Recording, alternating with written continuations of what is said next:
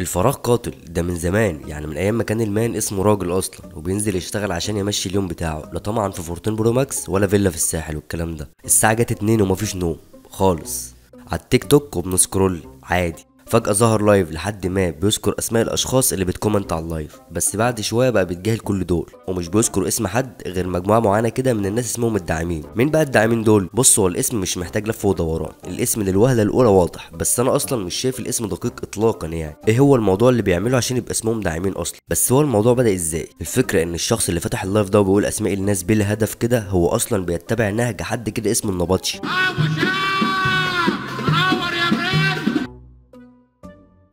بس بيديله فلوس في مسمى النقطة، بيحيي بقى العريس او العروسة واي حد وخلاص يعني. والراجل النبطش ده بيقول اسمه في المايك، فهو بقى هنا هيحس بقيمته لما يتقال اسمه قدام الخلق دي، وكل لما يكون عدد المشاهدين اكبر يحس بقيمته اكتر وانه سيد العالم. وعادة النقطة مش بس في الافراح، دي بتبقى موجودة معانا في اي حاجة اصلا، يعني في اي مناسبة سواء حزينة سعيدة ميلاد كده. يعني الناس كانت بتوجب مع بعض كنوع من انواع المساعدة. يعني مثلا انت عريس جديد فبديهيا مش هتنزل الشغل فترة، فالظروف مش مضمونة او ممكن يحصل ايه، فالجيران بقى واهل البلد ومعارفك وكل دول يعني كل واحد بيعمل اللي عليه وربنا يقدره يدفعه. بص، مساعده كده، مساعده بالمعنى الحرفي، بس انت ما طلبتش مساعده، بس هم بيقدموها لك بطريقه شيك اسمها النقطه. لو عندك مثلا لا قدر الله عزا او حد توفاه الله مفيش شغل برضه، ما هو الواحد في ايه ولا في ايه، وهكذا وعلى نفس النهج ده حدث اي حاجه يعني. والنقطه دي مش عاده موجوده في مصر بس اصلا، يعني موجوده في اماكن كتير باسماء مختلفه. في تونس مثلا اسمها الرمو، مش عارف بتتنطق ازاي بس اسمها ده يعني. في المغرب اسمها الزروره، في سوريا اسمها العانيه، اما بقى في العراق اسمها الواجب. وده من وجهة نظري الاسم ده صح، انت رايح اصلا تعمل الواجب اللي عليك. ومن هنا بيجي انها جمعيه وداير قطر وما بيقفش، هبعت لك النهارده وهتبعت لي بكره. فنشأ من هنا موضوع النقطه في الميكروفون. في ليله بتتعمل وبتتجهز من فراشه النور وكده يعني. شويه شويه الموضوع اتطور وبقى كباريه متنقل في الشارع يعني. ما هو كل ده عشان يبسط الراجل اللي المفروض يعمل الواجب، مش المفروض انه يعمل الواجب. فاهم؟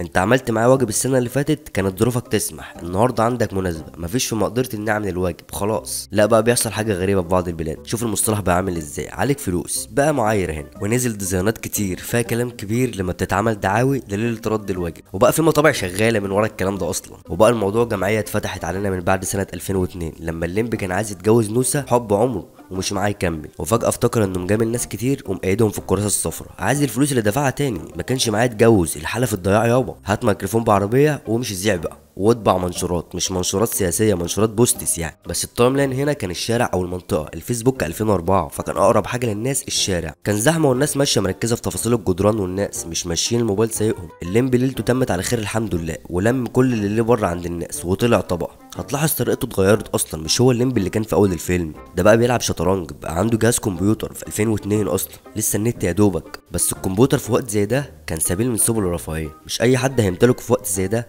الليمبي طول عمره كان عاطل ومش لاقي شغلانه اصلا، بس ما جاش غير بعد الليله بتاعته ولم النقطه في 2009. فصل تاني خالص في الموضوع ده، الشغل مش جايب همه، المعلم زينهم عايز يجيب ميكروباص وواحد امه هيألف قصه عشان يجيب مشروع حياته عشان يعيش. بس من العدم ظهر لي اخت وده فرحها، هنجيب كام فرع نور ونعلقه وفراشه كبيره في منطقه شعبيه بتغطي كل حاجه. الفوكس والتركيز بس على الناس اللي جوه، والنبطش لازم يحسس اللي جايله من بعيد انه اهم واحد في الليله دي. تحيه ملوك بجد. هيودي النقطه بتاعته اللي بقت مفروضه عليه وبقى دين للنبطش اللي هيحييه ويرجع مكانه هو شايف نفسه محدش قد. الانسان اصلا بطبيعته اتنشن، يعني مش اتنشن اللي هو شكايه بكاء على طول، اتنشن بيحب جذب الانتباه والاضواء تبقى عليه. كله عايز يبقى مشهور وما يشوفش حد، ولما كله يبقى مشهور امال فين الجمهور؟ المهم الموضوع هنا كان نوعا ما شبه التسول، بس المراد منه انه يجيب مشروع حياته، هينزل يشتغل بعد كده عادي مش هياخدها شغلانه يعني. الفيلمين دول اثروا في الشارع المصري تأثير كبير جدا وتأثير واضح قوي. الافلام اصلا في البدايه كان المراد منها توصيل رساله معينه. المهم الفيلمين دول عملوا فجوه كده ما عرفناش نقفلها اصلا في موضوع النقطه والسبوبه والجمعيه. مش عايز اقول ان محمد سعد هو رائد المدرسه دي وهو فتح الفجوه، بس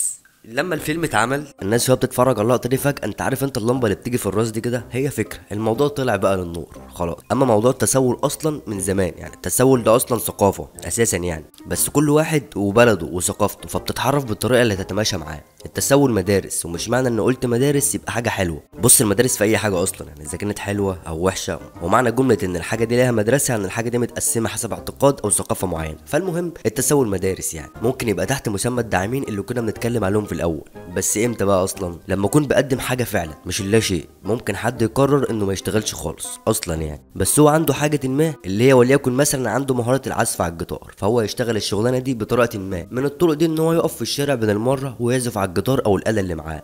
اللي ماشي في الطريق هيفهم انه ما عندوش شغلانه وان دي شغلانته الحاليه ومحدش مقدر يعني. هو مثلا محب للموسيقى وعجبته طريقته، فهيطلع اللي فيه نصيبه ويديهوله، وساعتها ده دلوقتي يبقى اسمه من الداعمين، لان هو بيدعمه على جهد المبذول ووقفته في الشارع وعزفه مثلا على آلة معينه. وممكن برضه يكون عنده موهبه تانية وليكن مثلا خفه اليد، فانت هتكافئه ممكن بدولار، ممكن بسنتات، باي حاجه يعني. بس هو هنا مش هيقول اسمه بصوت عالي، هو ممكن يقول له جراسيا لو هو في ايطاليا، ولو هو في اسبانيا ممكن يقول جراسياس، ولو هو في امريكا او انجلترا ممكن يقول له ثانك يو فيري ماتش، ولو هو في مصر ممكن يقول له النبي هتجيب كده، والنبي هتجيب كده، ربنا يخليك. كافئه ومشى من سكات. خلاص كده مش عايز حاجه. موضوع التسول من زمان اصلا، بس للاسف ما تسلطش الضوء عليه كتير يعني. 1983 اتعمل فيلم اسمه متسول لعادل امام، ايقونه ده اصلا. الفيلم له ابعاد كتير قوي، والحقيقه مش مجرد فيلم عابر، هو مش احسن حاجه في الدنيا وكان فيه نجوم كبار، بس اتكلم في موضوع مفيش زيه. واحد في سن الشباب نزل المدينه عشان الشغل، مفيش بقى مش لاقي. المهم بعد صراع طويل يقابل خليل الغبي ويعرض عليه انه يوفر له احتياجات يومه، ويتفاجئ هناك ان في عصابه وحوار، والموضوع شغلانه اصلا يعني. الناس دول مفيش فيهم مشاكل تمنعهم ان هم يشتغلوا اصلا، بس بيتفاعلوا المجموعه منهم مشاكل جسديه عشان يظهروا في اسوأ صوره، عشان اللي بيشوفهم في الشارع يصعب عليه المنظر ويطلع اللي فيه النصيب وخلاص. وفي بعض الناس برضو الشهاده لله مش بيتفاعلوا انه يحصل لهم حاجه بمزاجهم، هم اصلا عندهم مشاكل جسديه فعلا.